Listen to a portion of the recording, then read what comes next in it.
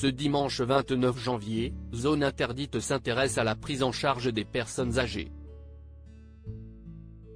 L'émission parlera notamment des cadences infernales que doivent supporter les auxiliaires de vie, avec l'exemple de Christine, surmenée, qui est décédée en plein travail.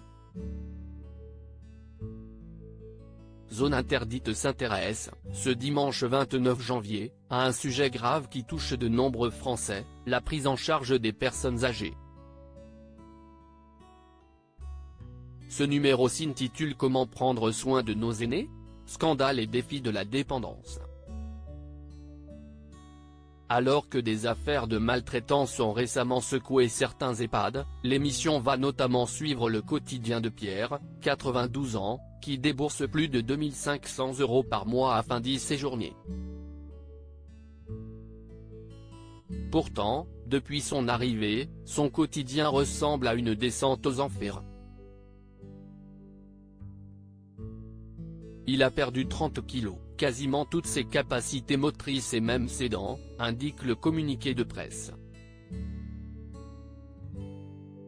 D'autres font le choix du maintien à domicile. Une décision qui peut s'avérer également problématique à cause du turnover des équipes. Et pour les personnes chargées des soins, les cadences sont infernales et mènent parfois au pire. Christine s'est effondrée au domicile de l'une de ses bénéficiaires. Christine, dont les filles, Marilyn et Isabelle témoignent dans Zone Interdite, est morte en travaillant. Son cœur a cessé de battre alors qu'elle faisait le ménage chez une personne âgée. Elle avait 58 ans, révèle Ophélie Meunier. Elle a exercé comme auxiliaire de vie pendant 20 ans, enchaînant les journées à rallonge la semaine, comme le week-end. La mère de famille a alerté son employeur à plusieurs reprises sur son état de fatigue, sans réaction de sa part. Ses filles évoquent la pression qu'elle subissait quand ses collègues de travail étaient absentes ou malades. Christine, est-ce que tu peux y aller ? Christine, il n'aura pas à manger si tu n'y vas pas. Et ma maman allait et rattrapait les heures des autres qui n'étaient pas faites. Jusqu'à ce que son cœur lâche, signale l'une d'elles. Elle raconte ensuite ce jeudi matin tragique, où leur maman est décédée.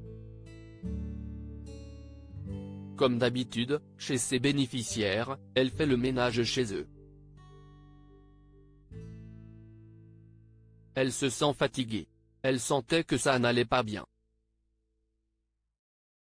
Elle a appelé le médecin et une fois qu'elle a raccroché, là elle a fait son arrêt cardiaque.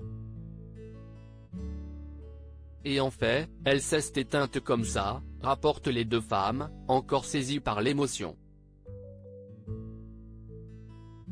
Les filles de Christine ont fait condamner son employeur pour les filles de Christine, il n'y a aucun doute, si est-il le travail qui a tué leur mère. Si son employeur, à ce moment-là, lui avait dit, prends une semaine, repose-toi, prends une journée, notre maman serait peut-être encore là, affirme-t-elle. Elles ont d'ailleurs porté plainte contre lui pour faire reconnaître sa responsabilité dans la mort de leur mère. L'avocate de Christine a pu prouver grâce à ses archives, qu'elle tirait la sonnette d'alarme sur son état de santé depuis un moment. Après 3 ans de conflit, la justice a donné raison à sa famille. Pour la première fois en France, une agence est condamnée pour faute inexcusable ayant conduit à la mort d'une salariée, signale Ophélie Meunier. À lire aussi Zone Interdite signe un documentaire choc sur la prise en charge des personnes âgées en EHPAD et à domicile.